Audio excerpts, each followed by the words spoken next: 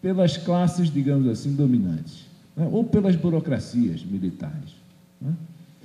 A chegada, digamos assim, de um bloco de poder representado pelo Lula, ele aqui do ponto de vista, estou falando dele como uma figura simbólica, e do Partido dos Trabalhadores, eu acho que é um fato novo na política brasileira, eu entendo assim. Isto não significa, né, que eu acho que eles vão fazer as coisas certas, né? Significa que, objetivamente, talvez não subjetivamente, né, o espaço para discutir um conjunto de questões e a permeabilidade do poder a essas demandas existe, mais do que em outros blocos históricos. Então, eu estou trabalhando nessa hipótese, tá certo? Só posso trabalhar com ela, senão eu ia para casa ficar vendo televisão, dado que não dá mais para ir para o mercado financeiro e ganhar dinheiro, que eu não tenho mais idade, tá certo? Já passou, já fiz outras opções, né?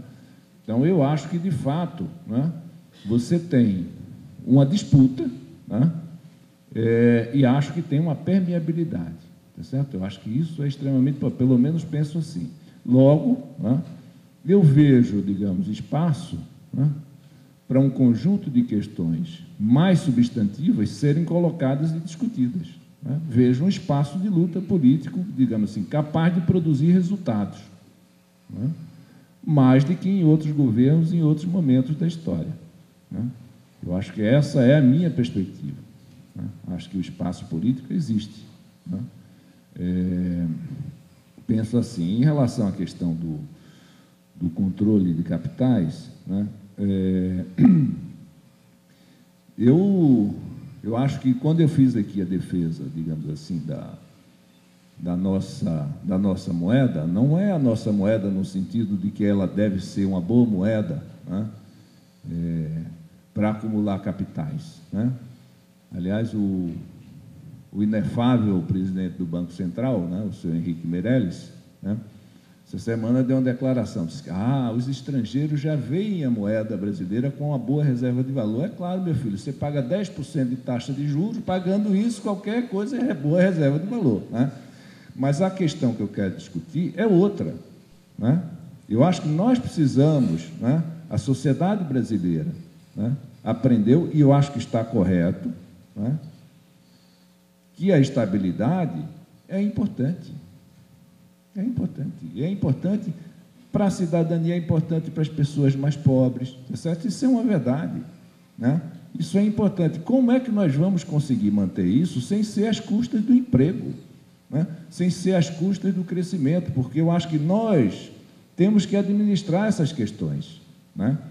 Se amanhã este grupo aqui for o poder ou qualquer outro, né, dentro dos marcos, digamos assim, da sociedade capitalista, você tem que gerir o capitalismo também. Também. Né? Essa é uma questão, digamos assim, relevante. É claro, né, e aí eu estou de acordo com o Chico de Oliveira, nossa proposta não é socialista, nós precisamos de medidas e de políticas socializantes, né? Isso é verdade, né? A produção de bens públicos, por exemplo, né, é uma medida socializante, né? Eu quero isso, defendo isso e acho que tem espaço para avançar nessa direção. No caso do controle de capitais, o que é que eu quero? Eu não quero que a minha moeda, né, fraquinha, coitada, subdesenvolvida, inconversível, ela é diferente, ela é pior do que as outras, tá certo? Seja objeto de especulação.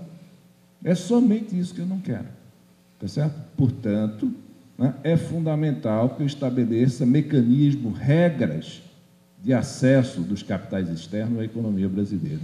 Direcionamentos, isso é crucial. Aí vocês me perguntam, e a poupança externa? Eu vou dizer claramente para você, dane-se. Nós não precisamos de um centavo de poupança externa. O Brasil tem os bancos e as instituições financeiras capazes de financiar seu desenvolvimento. Ponto final.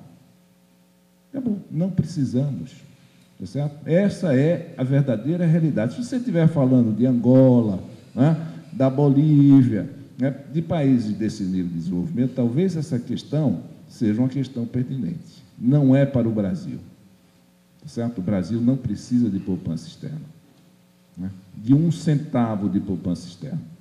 Aliás, se um dia vier a precisar, faz como a China, recebe investimento direto estrangeiro, sabe para onde vai? Vai para a conta de reserva, porque ela não precisa, ela produz um superávit, né? Esse é que é o problema. Nós podemos ter outra natureza de relações externas, na verdade, sobretudo do ponto de vista dos fluxos de financiamento, não é? E, para mim, isso passa pelo controle de capitais.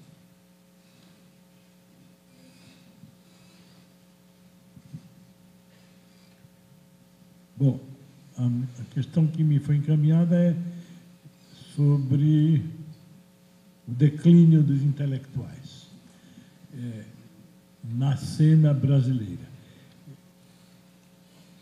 O Brasil é um país muito interessante porque o papel dos intelectuais na vida brasileira sempre foi muito parecido com o da França.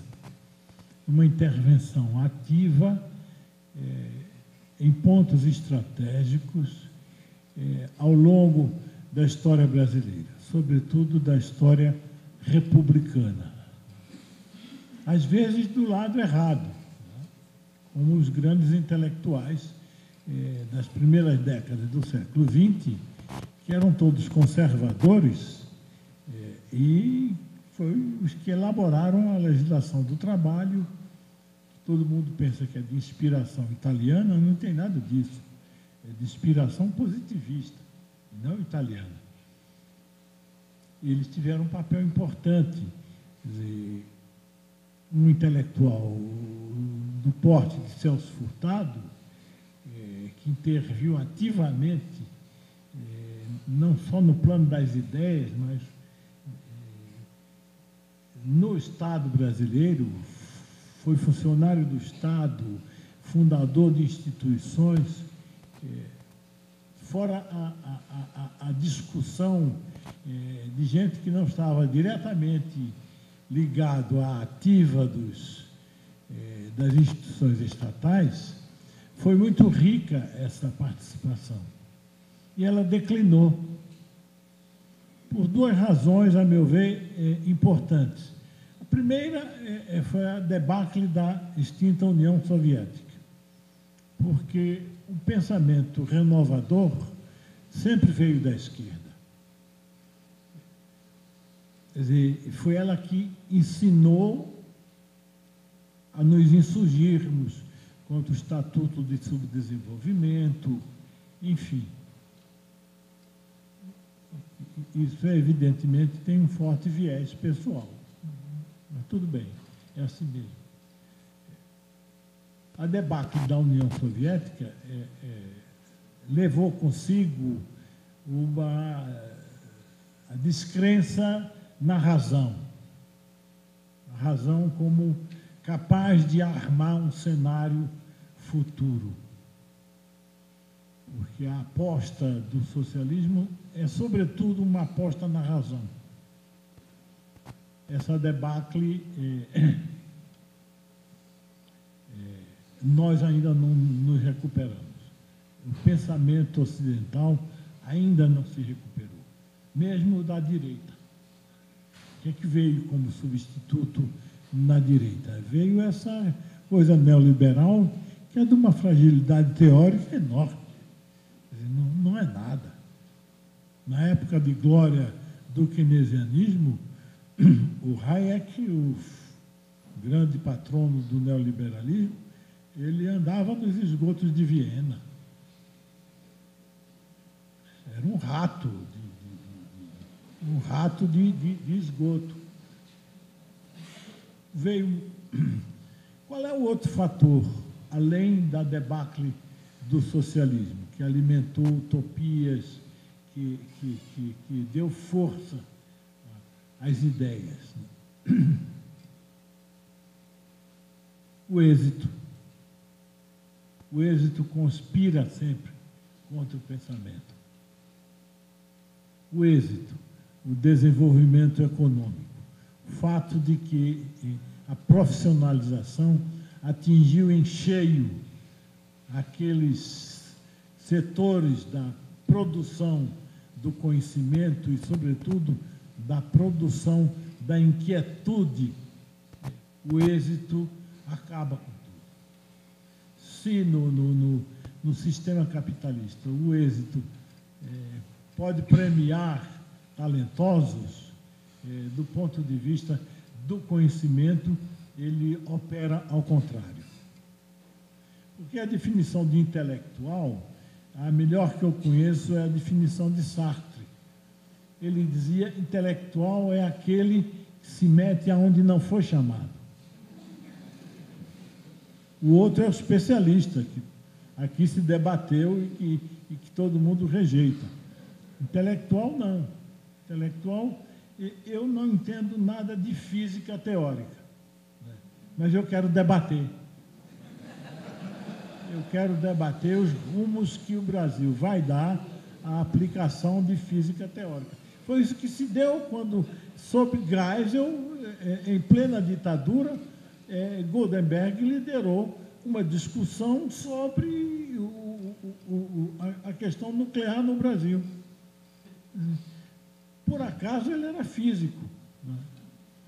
Mas você está se metendo num terreno para o qual você não está preparado. Mas essa é a função da cidadania e do intelectual. O êxito conspira contra isso, porque você se profissionaliza. Na minha área, é a área de humanas, há uma intensa profissionalização. E aí vem o que o Evangelho chamava as riquezas da iniquidade. Ela chega para todo mundo e chega também para os intelectuais. E aí o seu tom crítico, inquieto, insatisfeito, vai diminuindo. Quer dizer, São Paulo tem 150 shopping centers. Os intelectuais frequentam os shopping centers, se sentem felizes. Parece que ali não há trabalho, só há diversão. Na verdade, é um dos lugares onde se trabalha mais. E as pessoas trabalham quase 24 horas em pé, porque uma vendedora de loja não pode sentar. É um conjunto de fatores de difícil explicação, mas que eu resumo nesses dois. Vocês vejam que no último período brasileiro do neoliberalismo, né, o tom crítico contra o Collor era elevado. Por quê? Por preconceito. Porque o Collor era de Alagoas. E a Folha de São Paulo e o Estadão, essas duas pústulas, né, identificam tudo que é do Nordeste com atraso, né? Na verdade, o atraso está em São Paulo. O atraso está em São Paulo e não mais no Nordeste.